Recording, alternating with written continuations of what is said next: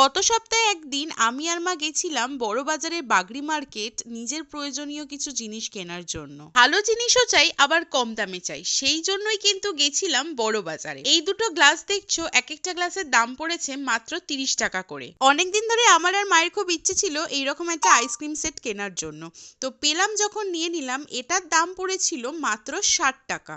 এবার তোমরাই কমেন্টসে বলো এইটাতে আমি প্রথম কোন আইসক্রিমটা বানিয়ে তোমাদের দেখাবো। এই বাউলটার দাম পড়েছিল 50 টাকা। জিনিসটা এত শক্ত যে কি বলবো। আচ্ছা, এই পাতা ট্রে দুটোর দাম কত করে হতে পারে তোমরাই কমেন্টসে বলো তো।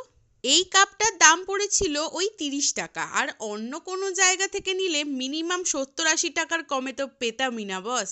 এইরকম বড় সাইজের গ্লাস কেনার মায়ের অনেক দিন ধরে খুব ইচ্ছে ছিল, তো দাম নিয়েছে এগুলোর 100 টাকা করে। কোয়ালিটি কিন্তু জাস্ট দারুণ।